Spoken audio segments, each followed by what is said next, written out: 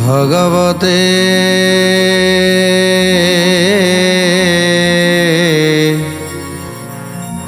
वासुदेवाय।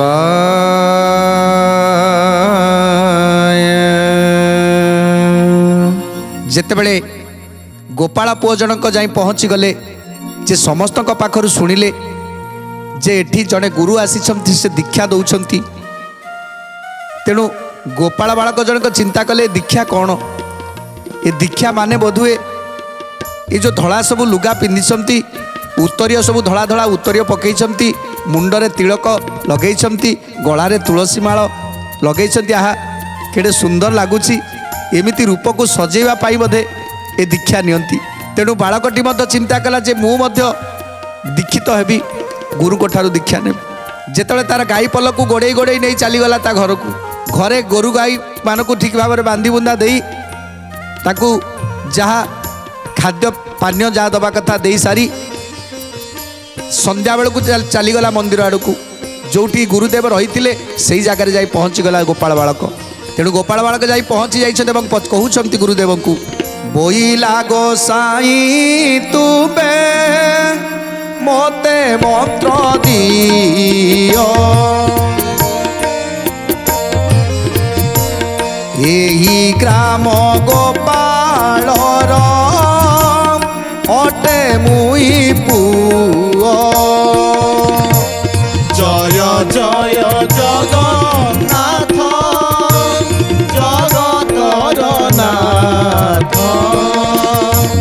जय जय जगन्नाथ अनाथर नाथ। तेणु जाई गुरु को पाखे पहुँची गला गोपाल बालक पचारुछि हे गोसाई आज जो 10 जन बालक को आपण दीक्षा देले आ केड़े सुंदर देखा जाउछन्ति से माने मु मध्य से दीक्षित हवा को चाहूँगी। तेणु मु मध्य से धड़ा धोती पिंधिबी आ उत्तरीय मध्य पकेबी गलारे तुलसी माला पिंधिबी आ मुंडरे तिलक ग्रहण करी मते मध्य कही दियंतु मु कौन करी। तेणु गुरु चिंता कले जे जो 10 बालक मानक मु दीक्षा देली से माने तो से माने मो कथा को मानिबे मो कथा को मानिकी चलिबे आउ जदि मु याकू नाम दे दिए ये तो सकाळ उठिबो गोरु चरेबा को जीवो या पाखे तो ज्ञान ना ये तो मूर्ख पिलाटा। तेणु आकू जदि दीक्षा देवी ताहले से जो भूल करिवो से जो पाप करिवो से पाप सब मोरी मुंडरे लागी जीवो। तेणु गुरुदेव चिंता कले नाई बाबा तो द्वारा से सब हेई परिवनी तो द्वारा से सब हेई परिवनी तेणु मु तते दीक्षा देई परिबिनी जा जा पड़ा पड़ा। तेणु कौन कहउछंती गुरुदेव सुनी से ब्रह्मचारी बोले नाही नाही तू गौड़ पिला तोर एड़े ज्ञान काही। जय जय जगन्नाथ जगतर नाथ जय जय जगन्नाथ अनाथर नाथ। शुणी न से बालक गृहे चली गला माता पिता आगे कांदी भूमि रे गड़ीला माता पिता आगे कांदी भूमि रे गड़ीला माता पिता आगे कांदी भूमि रे गड़ीला। कहीं की कांदुछु बोली पुत्र को पूछिले से बइला गुरु मोते मंत्र जे न देले। जय जय जगन्नाथ जगतर नाथ जय जय जगन्नाथ अनाथर नाथ। तेणु गुरुदेव जेतेबेले कहीदेले नाई नाई मु तते नाम देई पारि मु तते दीक्षा देई पारिबिनी तू जेते शीघ्र तू पळेई जा। भारी मन दुख हो गला गोपाल पुअर। तेणु संगे संगे कांदी कांदी से जगार आसी पहुँची गला जोटी पितामाता अछंती आसिक भो भो की कांदिला कांदिकी गड़ीगला कहला माँ ए गाँव समस्त बालक माने दीक्षा नेले समस्ते ଧଳା ଧୋତି ପିନ୍ଧିଲେ ସମସ୍ତେ ଉତ୍ତରୀୟ ପକେଇଲେ ଆଉ ତିଳକ ଚନ୍ଦନ ଗ୍ରହଣ କରିଛନ୍ତି ଆଉ ମଧ୍ୟ ତୁଳସୀ ମାଳ ଗ୍ରହଣ କରିଛନ୍ତି। ହେଲେ ମୁଁ ଯେତେବେଳେ ଗୁରୁଦେବଙ୍କ ପାଖକୁ ଗଲି ଗୁରୁଦେବ ମୋତେ ମନା କଲେ। କାହିଁକି ମା, କାହିଁକି ପିତା, ମୁଁ କ'ଣ ଦୀକ୍ଷା ନେବାର ଯୋଗ୍ୟ ନୁହେଁ? ତେଣୁ ବାଳକଟି ଏ କଥା କହି ଆଜି ଭୋ ଭୋଇକି କାନ୍ଦୁଛନ୍ତି। ପିତା ମାତା କେମିତି ବା ସହିବେ ପୁତ୍ରର କାନ୍ଦକୁ? ତେଣୁ ପୁତ୍ରକୁ ବୁଝଉଛନ୍ତି, ବାବାରେ ଯଦି ଗୁରୁଦେବ ଚାହୁଁନାହାନ୍ତି ତାହେଲେ ତୁ ମନ ବଳାନା, କିନ୍ତୁ ଏକା ଜିଦି ପୁଅର ନାଇଁ ମୁଁ ଦୀକ୍ଷା ନେବି, ମୁଁ ଗୁରୁଙ୍କ ଠାରୁ ନିଶ୍ଚିତ ଦୀକ୍ଷା ନେବି। ତେଣୁ କହିଲେ ଠିକ୍ ଅଛି ବାବା, ଚାଲ ଗୁରୁଙ୍କ ପାଖକୁ ଯିବା। ତେଣୁ ପିତା ମାତା ଆଜି ପୁତ୍ରର ହସ୍ତକୁ ଧରି ଆଜି ଗୁରୁଙ୍କ ପାଖକୁ ନେଇକି ଯାଇଛନ୍ତି। ତତ କ୍ଷଣେ ପିତା ତାଙ୍କୁ ସଙ୍ଗେ ଘେନି ଗଲା, ପୟରେ ପଡ଼ି ଅନେକ ପ୍ରକାରେ କହିଲା, ଜୟ ଜୟ ଜଗନ୍ନାଥ ଜଗତର ନାଥ, ଜୟ ଜୟ ଜଗନ୍ନାଥ ଜଗତର ନାଥ। ପାଶେ ବସିଥିବା ଲୋକ ଅନେକ କହିଲେ, ଶୁଣି କରି ବ୍ରହ୍ମଚାରୀ ସନମତ କଲେ, ମାତେ ତିଳକ ତୁଳସୀ ମାଳ କଣ୍ଠ ଦେଇ, ଦକ୍ଷିଣ କନରେ ତାର ମହାମନ୍ତ୍ର କହି, ଜୟ ଜୟ ଜଗନ୍ନାଥ ଜଗତର ନାଥ, ଜୟ ଜୟ ଜଗନ୍ନାଥ ଅନାଥର ନାଥ। ତେଣୁ ପିତାମାତା ଦୁଇ ଜଣ ଯେତେବେଳେ ଆସି ଗୁରୁଦେବଙ୍କର ପାଦ ତଳେ ପଡ଼ିଗଲେ, ବିଷ୍ଣୁ ଦାସଙ୍କର ପାଦ ତଳେ ପଡ଼ିଗଲେ, ହେ ଗୁରୁଦେବ, ମୋ ପୁତ୍ର କ'ଣ ଦୀକ୍ଷା ନେବାର ଯୋଗ୍ୟ ହେଇନି, ତାକୁ ଦୀକ୍ଷା ଦିଅନ୍ତୁ ଗୁରୁଦେବ। କାହିଁକିନା ତାର ଯେତେବେଳେ ଆଗ୍ରହ ଅଛି ଦୀକ୍ଷା ନେବା ପାଇଁ ତାକୁ ଆପଣ ଦିଅନ୍ତୁ। ସେ କାନ୍ଦୁଛି, ବହୁତ କାନ୍ଦୁଛି। ଏ କଥା ଶୁଣି ଗୁରୁଦେବ କହିଲେ, ଦେଖ ବାବା, ମୁଁ ସେଇ ପିଲାକୁ ଦୀକ୍ଷା ଦେବି ଯେଉଁମାନେ ପ୍ରକୃତରେ ମୋର ନିୟମକୁ ରକ୍ଷା କରିପାରିବେ। ତେଣୁ ତମ ପୁଅ ଇଏ ତ ସକାଳୁ ଉଠିକି ଯିବ ଗାଈ ଚରେଇବା ପାଇଁ, ସନ୍ଧ୍ୟାବେଳକୁ ଘରକୁ ଆସିବ, ଆଉ ତା ଭିତରେ ଜ୍ଞାନ ନାହିଁ। ଏ ଯେଉଁ ମନ୍ତ୍ରକୁ ସେ କେବଳ ଉପହାସ ବୋଲି ଭାବିବ, ପରିହାସ କରିବ। ତେଣୁ ଯେଉଁଠି ମନ୍ତ୍ରକୁ ଯିଏ ପରିହାସ କରେ ସମସ୍ତ ଜନ୍ମ ଜନ୍ମର ପାପ ତାର ସବୁ ଦ୍ୱିଗୁଣିତ ହୋଇଯାଏ। ତେଣୁ ସେଇଥିପାଇଁ ମୁଁ କେବେ ତାକୁ ଦେଇପାରିବିନି। ତେଣୁ ଗ୍ରାମର ମୁଖିଆ ସିଏ ମଧ୍ୟ ଆଜି ଅନୁରୋଧ କରୁଛନ୍ତି ଗୁରୁଦେବଙ୍କୁ, ହେ ଗୁରୁଦେବ, ଆପଣ ଏ ପିଲାଟି କାନ୍ଦୁଛି, ଅଥୟ ହେଉଛି, ତାକୁ ଟିକେ ଦିଅନ୍ତୁ, ଦୀକ୍ଷା ଦିଅନ୍ତୁ। ତେଣୁ ସମସ୍ତେ ଯେତେବେଳେ କହିଲେ ଗୁରୁଦେବ କହିଲେ ଠିକ୍ ଅଛି, ଯାଅ ତାକୁ ସ୍ନାନ କରିକି ଆସ। ତେଣୁ ସ୍ନାନ କରି ଗୋପାଳ ପୁଅ ସ୍ନାନ କରିସାରିବା ପରେ ଆଜି ଧବଳ ଧୋତିଟିଏ ପିନ୍ଧେଇ ଦେଲେ, ଧବଳ ଉତ୍ତରୀୟଟେ ପିନ୍ଧେଇ ଦେଲେ, ଆଉ ଗଳାରେ ତୁଳସୀ ମାଳ ଦେଇଦେଲେ। ଯେତେବେଳେ ତିଳକରେ ସଜେଇ ଦେଲେ, ଯେତେବେଳେ ଗୁରୁଦେବ ଗୋଟିଏ ଚାଦର ଘୋଡ଼େଇ ତାର ଦକ୍ଷିଣ କର୍ଣ୍ଣକୁ ଧରି ଯେତେବେଳେ ତା କର୍ଣ୍ଣରେ ମନ୍ତ୍ର ଫୁଙ୍କିଲେ, ଯେତେବେଳେ ଫୁଙ୍କିବାକୁ ଆରମ୍ଭ କଲେ, ସେତେବେଳେ ପିଲାଟି ଠୋ ଠୋ ହୋଇକି ହସିବାକୁ ଲାଗିଲା।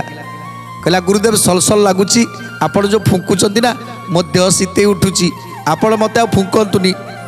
ତେଣୁ ଗୁରୁଦେବ ଜାଣିଗଲେ ଏଇଟା ଗୋଟେ ମୂର୍ଖ ପିଲାଟା। ତେଣୁ ଆକୁ ଯଦି ମନ୍ତ୍ର ମୁଁ କହିଦେବି ଆ କାନରେ, ତାହେଲେ ଏ ମନ୍ତ୍ରକୁ ସେ ପରିହାସ କରିବ। ତେଣୁ ତା କାନରେ ଆଉ ମନ୍ତ୍ର ଫନ୍ତ୍ର କିଛି କହିଲେନି, ଖାଲି ଟିକେ ଫୁଙ୍କି ଦେଲେ। ଫୁଙ୍କି ସାରିଲା ପରେ ଟିକେ ଖାଲି ଫୁସଫୁସ୍ ଫୁସଫୁସ୍ ହେଇଗଲେ। ତାପରେ କହିଲେ, ବାବା ତମର ଦୀକ୍ଷା ହେଇଗଲା, ତମର ଦୀକ୍ଷା ହେଇଗଲା। ତେଣୁ ଗୁରୁଦେବ ଯେତେବେଳେ ପିଲାଟି ଜାଣିଦେଲା ଯେ ମୋତେ ଗୁରୁଦେବ ମନ୍ତ୍ର କହିଦେଲେ, ଏଥର ମୁଁ ଯାଉଛି।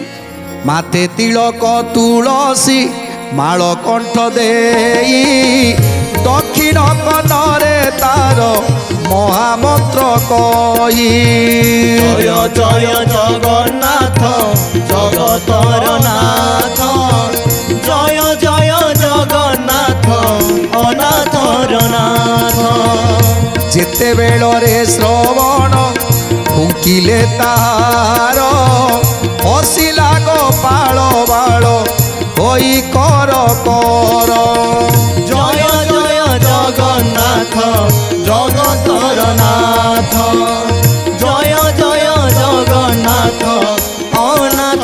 ଜଗନ୍ନାଥ। ଗୁରୁ ଦେଖିଣ ବୋଇଲେ ଆରେ ମୂର୍ଖ ଭାଇ, ତେଣୁ କରି ତୋତେ ଆମେ ବୋଲୁଥିଲୁ ନାହିଁ। ତେଣୁ କରି ତୋତେ ଆମେ ବୋଲୁଥିଲୁ ନାହିଁ। ତେଣୁ କରି ତୋତେ ଆମେ ବୋଲୁଥିଲୁ ନାହିଁ। ଭର୍ସନା କଲେ ତାକୁ କ୍ରୁଧ ହୋଇ କରି, ଏ ସମୟ ପିଲା ଗଲେ ଯେ ଯାହାର ପୁରୀ। ଜୟ ଜୟ ଜଗନ୍ନାଥ ଜଗତର ନାଥ। ଜୟ ଜୟ ଜଗନ୍ନାଥ ଅନାଥର ନାଥ।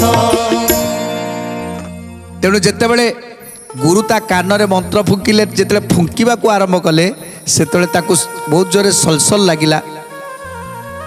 ତେଣୁ କହୁଛି ଗୁରୁଦେବ ମୋ କାନରେ ଆପଣ ଫୁଙ୍କୁଛନ୍ତି, ମଧ୍ୟ ଶୀତେଇ ଉଠୁଛି, ଆପଣ ମୋତେ ଫୁଙ୍କନ୍ତୁନି, କ'ଣ ମନ୍ତ୍ର କହିବା କଥା କହିଦିଅନ୍ତୁ। ତେଣୁ ଗୁରୁଦେବ ସେଇଠି ତାକୁ ଭର୍ସନା କଲେ, ଆରେ ମୂର୍ଖ, ତତେ ତତେ ଏଇଥିପାଇଁ ମୁଁ ମନା କରୁଥିଲି ତତେ ଦୀକ୍ଷା ଦେବିନି ବୋଲି। ତେଣୁ ମୁଁ ତତେ କ'ଣ ଦୀକ୍ଷା ଦେବି?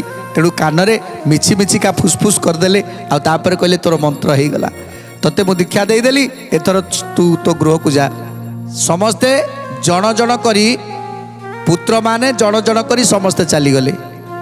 ସମସ୍ତେ ଯେ ଯାହା ପୁରୀକି ଚାଲିଗଲେ, କିନ୍ତୁ ପିଲାଟି ଗୋଟିଏ ଜାଗାରେ ବସିକି ରହିଲା। କାହିଁକିନା ସମସ୍ତେ କହୁଥାନ୍ତି, କଥାବାର୍ତ୍ତା ହେଉଥାନ୍ତି ଯେ ଗୁରୁ ଯେଉଁ ମନ୍ତ୍ର ଦେଲେ ତୋର ମନେ ଅଛି ତ? ସେ କହୁଛି ହଁ ହଁ ମୋର ମନେ ଅଛି। କହିଲେ ତାକୁ ସବୁବେଳେ ଘୋଷିବୁ, ଆଉ ଗୁରୁଙ୍କୁ ସବୁବେଳେ ଧ୍ୟାନ କରିବୁ। ପିଲାମାନେ ଯେତେବେଳେ କହୁଥାନ୍ତି ସେତେବେଳେ ଗୋପାଳ ବାଳକ ଜଣକ ସବୁ ଶୁଣୁଥାଏ। ତେଣୁ ଯେତେବେଳେ ସମସ୍ତ ବାଳକମାନେ ପଳେଇଗଲେ, ଚିନ୍ତା କଲା ଇଏ ଗୁରୁ ଯେଉଁ ମନ୍ତ୍ର ଦେଲେ ସମସ୍ତେ ତ ଶୁଣିଲେ, ହେଲେ ମୁଁ ତ କିଛି ଶୁଣିପାରିଲିନି। ମୋ କାନରେ ଗୁରୁଦେବ କ'ଣ କହିଲେ ମୁଁ ତ କିଛି ବୁଝିପାରିଲିନି। ତେଣୁ ମୁଁ କ'ଣ କରିବି? ମୁଁ କେଉଁ ମନ୍ତ୍ରକୁ ଘୋଷିବି? ଚିନ୍ତା କଲେ ମୁଁ କେଉଁ ମନ୍ତ୍ରକୁ ଘୋଷିବି? ନାଇଁ, ଗୁରୁଦେବ ଆସନ୍ତୁ, ମୁଁ ତାଙ୍କୁ ପଚାରିବି। ସେ ମନ୍ତ୍ରଟା ମୁଁ ଭୁଲି ଯାଇଛି, ଗୁରୁଦେବଙ୍କୁ ପଚାରିବି, ଆଉ ଗୁରୁଦେବ ଯାହା କହିବେ ପୁଣି ଥରେ ସେ ଗୁରୁଦେବ ଯେଉଁ ମନ୍ତ୍ର କହିବେ ସେଇ ମନ୍ତ୍ରକୁ ମୁଁ ଘୋଷିବି। ତେଣୁ ଯେତେବେଳେ ବସିଛନ୍ତି ଏକାକୀ, ସେତେବେଳେ ଗୁରୁଦେବ ଆସି ପହଞ୍ଚିଗଲେ। ଯେତେବେଳେ ଗୁରୁଦେବ ଦେଖିଲେ ସବୁ ପିଲାମାନେ ଚାଲିଗଲେଣି, ହେଲେ ଏକୁଟିଆ ଅନ୍ଧାରରେ ମନ ମାରିକି ଗୋଟିଏ ପିଲା ବସିଛି। ତେଣୁ ଗୁରୁଦେବ ତା ନିକଟକୁ ଗଲେ। ତେଣୁ ଯେତେବେଳେ ଗୁରୁଦେବ ପଚାରୁଛନ୍ତି ଯେ ସମସ୍ତେ ତ ଚାଲିଗଲେ, ତୁ କାହିଁକି ଏଠି ବସିଛୁ? ତୁ ବି ଚାଲିଯା। ତେଣୁ ଶିଷ୍ୟ କହୁଛି, ଗୋପାଳ ବାଳକ କହୁଛି, ହେ ଗୁରୁଦେବ, ଆପଣ ସମସ୍ତଙ୍କୁ ମନ୍ତ୍ର ଦେଲେ, ସମସ୍ତେ ମନ୍ତ୍ରକୁ ଘୋଷି ଘୋଷିକି ଯାଉଛନ୍ତି, ହେଲେ ଆପଣ ମୋ କାନରେ କି ମନ୍ତ୍ର ଦେଲେ ମୁଁ ତ ଜାଣିପାରିଲିନି। ଆପଣ ତ ଖାଲି ମୋ କାନକୁ ଫୁଙ୍କି ଦେଲେ, ଆଉ ତାପରେ କି ମନ୍ତ୍ର କହିଲେ ମୁଁ କିଛି ଶୁଣିପାରିଲିନି। ଗୁରୁଦେବ, ଆପଣ ମୋତେ ଯଦି ସେ ମନ୍ତ୍ରକୁ ନ କହିବେ ତାହେଲେ ମୁଁ ଘୋଷିବି କେମିତି? ଆଉ ସେ ମନ୍ତ୍ରକୁ ମୁଁ ଜପ କରିବି କେମିତି? ଆପଣ ଆଉ ଥରେ ମୋତେ ସେ ମନ୍ତ୍ରକୁ କହିଦିଅନ୍ତୁ। ଆପଣ କେଉଁ ମନ୍ତ୍ର ମୋ କାନରେ କହିଥିଲେ? ଆପଣ କେଉଁ ମନ୍ତ୍ର ମୋ କାନରେ କହିଥିଲେ ସେ ମନ୍ତ୍ର ମୋତେ କହିଦିଅନ୍ତୁ। ତେଣୁ ଗୁରୁଦେବ ଚାହୁଁନଥିଲେ ତାକୁ କହିବା ପାଇଁ। ତେଣୁ ସଙ୍ଗେ ସଙ୍ଗେ ଗୁରୁଦେବ କହିଲେ, ମୁଁ ତୁମ କାନରେ କହିଥିଲି ବାଳ। ଶିଷ୍ୟ କହିଲେ, ଆପଣ ଏଇ ମନ୍ତ୍ରଟା କହିଥିଲେ, ଅଥଚ ମୁଁ ମୂର୍ଖ, ମୁଁ ବୁଝିପାରିଲିନି। ହେ ଗୁରୁଦେବ, ମୁଁ ନିଶ୍ଚିତ ଭାବରେ ମନ୍ତ୍ରକୁ ଘୋଷିବି। ତେଣୁ ଗୁରୁଦେବ ରାଗିକି କହିଦେଇକି ଚାଲିଗଲେ। ହେଲେ ଶିଷ୍ୟ ଆରମ୍ଭ କରିଦେଲା ସେବେଠାରୁ ଘୋଷା। କେବଳ ଗୁରୁ କହୁଥିବା ମନ୍ତ୍ର, ସେଇ ମନ୍ତ୍ର ଦେଇଥିଲେ ବାଳ, ସେଇ ବାଳକୁ ଘୋଷଣ ବିଦ୍ୟା କରିଦେଇଛନ୍ତି, ଘୋଷୁଛନ୍ତି। ଯେତେବେଳେ ଭଜୁଛନ୍ତି ସେଇ ବାଳ ବାଳ କହିକି ଆଜି ଭଜନ କରୁଛନ୍ତି। ଯେତେବେଳେ ଗାଈ ଚରେଇବାକୁ ଯାଉଛନ୍ତି ସେତେବେଳେ ବସିକି ଭଜନ କରୁଛନ୍ତି, ବାଳ ବାଳ କହିକି ଭଜନ କରୁଛନ୍ତି। କାହିଁକିନା ଗୁରୁଦେବ କାନରେ ଏଇ ମନ୍ତ୍ର ଦେଇଛନ୍ତି। ଶୁଣି ସେ ଗୁରୁ ବୋଇଲେ ତାକୁ କୋପ ବୋଇଲେ ତ କନେ କହିଥିଲି ବାଳ ମୁହିଁ। ଜୟ ଜୟ ଜଗନ୍ନାଥ ଜଗତନାଥ। ଜୟ ଜୟ ଜଗନ୍ନାଥ ଅନାଥ ନାଥ। ଶ୍ୱାସେ ଯେ ସୁତ ନୀତି ବୋଲେ ବାଳ ବାଳ ବନ ମଧ୍ୟକୁ ସେ ଗଲା କେନି ଗରୁ ପଲ। জয় জয় জগন্নাথ জগতনাথ জয় জয় জগন্নাথ অনাথ নাথ। ସେ ବନ ମଧ୍ୟରେ ଗୁରୁ ପାଷାଣେ କଲା ତଇରେ ବସିଲା ଯାଇ ଗୋପାଳର ପିଲା ଆଣ୍ଟ କରି ବୋଲୁଥାଏ ମୁଖେ ବାଳ ବାଳ ଆପଣା ଜାନୁରେ ନେଇ ମାରେ କରତାଳ। জয় জয় জগন্নাথ জগতনাথ জয় জয় জগন্নাଥ অনাথ নাଥ। ତେଣୁ ଗୁରୁ ଦେଇଥିବା ମନ୍ତ୍ରକୁ ଯେତେବେଳେ ଯୋଉଠି ଗଲା ସେତେବେଳେ ତାକୁ ଭଜନ କଲା। ଯେତେବେଳେ ବନ ଭିତରକୁ ଚାଲିଗଲା ଗୋରୁ ଚରେଇବା ପାଇଁ ସେ ବନ ମଧ୍ୟରେ କ'ଣ କଲା ନା ଗୁରୁଙ୍କର ଗୋଟେ ପ୍ରତିମୂର୍ତ୍ତିଟେ ତିଆରି କରିଦେଲା। ଗୁରୁଙ୍କର ପ୍ରତିମୂର୍ତ୍ତିଟେ ତିଆରି କରି ଗୋଟେ କୁଡ଼ିଆ ଘରଟିଏ କରିଦେଲା। ସେଠି ଗୋଟେ କୁଡ଼ିଆ ଘର କରି ପ୍ରତିଦିନ ଯାଇକି ଗୁରୁକୁ ପୂଜା କରିବ। ସେଇ ମନ୍ତ୍ରରେ ସେଇ ବାଳ ମନ୍ତ୍ରରେ ପୂଜା କରିବ ଆଉ ବାଳ ବାଳ କହି ପ୍ରାର୍ଥନା କରିବ। କାହିଁକି ନା ଗୁରୁଦେବ ଦେଇଛନ୍ତି ସେ ନାମକୁ। ତେଣୁ ଆଜି ସେମିତି ହାତରେ ତାଳି ମାରିବ ତ କେତେବେଳେ ଭାବ ବିହଳ ହେଇକି ନାଚିବ। ସେଇ ନାମକୁ ସଦାସର୍ବଦା ଜପ କଲା। ଏଇ ଯେଉଁ ଭାବର ସହ ସେ ଡାକୁଥିଲା ଗୁରୁଦେବଙ୍କୁ ପୂଜା କରୁଥିଲା। ଗୁରୁ କହିଥିଲେ ଯେ ଗୁରୁ ପୂଜା କଲେ ସବୁ କିଛି ପାଇବ, ଗୁରୁକୁ ପୂଜା କଲେ ଭଗବାନଙ୍କୁ ପାଇବ। ତେଣୁ ଗୁରୁକୁ ଏମିତି ଭାବରେ ପୂଜା କଲା, ଗୁରୁ ଦେଇଥିବା ମନ୍ତ୍ରକୁ ପାଠ କଲା, ଏମିତି ଭାବରେ ପୂଜା କଲା, ଏମିତି ଭକ୍ତିରେ ମଜିଗଲା, ଏମିତି ଭଜନରେ ସେ ମଜି ଯାଇଛି, ଏମିତି ମଗ୍ନ ହେଇଯାଇଛି। ଦିନ ଯାଇ ରାତି ହେଲା, ରାତି ଯାଇକି ପୁଣି ଦିନ ହେଲା, ପୁଣି ରାତି ହେଲା, ଏମିତି ରାତି ଦିନ କରି 3 ଦିନ ହେଇଗଲା। 3 ଦିନ 3 ରାତି ପର୍ଯ୍ୟନ୍ତ ସେ ଏମିତି ଭାବରେ ମଜି ଯାଇଛି। ସେଇ ଗୁରୁ ଦେଇଥିବା ନାମକୁ ଭଜନ କରୁଛି, କୀର୍ତ୍ତନ କରୁଛି, ସେଇଠି ନାଚୁଛି, ଗାଉଛି। ନା ଜଳ ଗ୍ରହଣ କରିଛି ନା ଖାଦ୍ୟ। 3 ଦିନ ଉପବାସ ରହିଛି। ଯେଉଁମାନେ ଭକ୍ତି କରନ୍ତି ଯେ ଭାବ ବିହୋଳ ହେଇଯାନ୍ତି, ଗଦଗଦ ହେଇଯାନ୍ତି, ସେତେବେଳେ ପ୍ରଭୁଙ୍କର ରତ୍ନ ସିଂହାସନ ଦୋହଲେ। ତେଣୁ ଆଜି ଗୋପାଳ ବାଳକର ଏମିତି ଭକ୍ତି ଭାବରେ ହେଲା ଯାହାଫଳରେ ପ୍ରଭୁଙ୍କର ଆସ୍ଥାନ ଦୋହଲିଲା। ପ୍ରଭୁ ଚିନ୍ତା କଲେ ମୋତେ ଯିବାକୁ ପଡ଼ିବ, ମୋ ଭକ୍ତ ପାଖକୁ ମୋତେ ଯିବାକୁ ପଡ଼ିବ। ଭାବରେ ଭକ୍ତିରେ ଯେତେବେଳେ ମଜିଗଲା ଗୋପାଳ ବାଳକ, ସେତେବେଳେ ତେଣୁ ପ୍ରଭୁ କ'ଣ କଲେ ନା ବାଳ ଗୋପାଳ ରୂପ ଧରି ଆସି ପହଞ୍ଚିଗଲେ ସେ ବାଳକ ପାଖରେ। ତାପରେ କ'ଣ ହେଲା? ବାଳ ମୁକୁନ୍ଦ ରୂପରେ ବିଜେ ନର ହରି ବଳଦେଶେ ମୋତି ମାଳ ଲମ୍ବେ ସପ୍ତ ସରି। জয় জয় জগন্নাথ জগতর নাথ জয় জয় জগন্নাথ অনাথর নাথ। সুবাস কুসুমে লম্বে ভণ্ডা মাଳ মান ভরপুর চন্দন শিরি অঙ্গে বিলে পন। জয় জয় জগন্নাথ জগতর নাথ জয় জয় জগন্নাথ অনাথর নাথ। আজি সুবাস কুসুম গন্ধরে প্রভু আজি সুশোভিত। যে মল্লী মাଳତୀର ସୁନ୍ଦର ହାରଟିଏ ଗଳାରେ ଲମ୍ବେଇଛନ୍ତି, ଆଉ ପୀତ ବସନକୁ ଧାରଣ କରିଛନ୍ତି। ଉତ୍ତରୀୟଟିଏ ମଧ୍ୟ ପଡ଼ିଛି, ଗଳାରେ ମୁକ୍ତାର ମାଳ, ମୁଣ୍ଡରେ ତିଳକର ଚିତା, କନ୍ଧରେ ସୁବର୍ଣ୍ଣ ପଇତା। ଏସବୁକୁ ଦେଖି ଆଜି ଆଶ୍ଚର୍ଯ୍ୟ ହେଇଯାଇଛି ଗୋପାଳ ବାଳକ। ଆଉ କ'ଣ ଦେଖାଯାଉଛନ୍ତି ପ୍ରଭୁ? ସୁବର୍ଣ୍ଣ ନୂପୁର ପାଦେ ବାଜେ ଝମ ଝମ, ପିନ୍ଧିଥିବା କଠାଉରେ ହୀରା ରତ୍ନ କମ। জয় জয় জগন্নাথ জগতর নাথ জয় জয় জগন্নাথ से विजय कले भावग्राही गोपाल सुत पाशरे प्रवेशिले जाई जय जय जगन्नाथ जगतर नाथ जय जय जगन्नाथ अनाथर नाथ देखी से गोपाल बाल अत्यंत हरस बोइला तुमर नाम तई किस जय जय जगन्नाथ जगतनाथ जय जय जगन्नाथ अनाथ नाथ तेणु जेतेबेले एते सुंदर रूप धरी आसी पहुँची जाइछंती बाल गोपाल गोपाल बालक देखीदेले जे से जेमिति दीक्षा नेला बेले जेमिति सज होइथिला धड़ा धोतीटे पिंधिथिला उत्तरीय धड़ा उत्तरीयटे पिंधिथिला आउ तुलसी माळ नेइथिला आउ मुंडरे तिलक धारण करिथिला तेणु आज गोपाल बालक भाबुची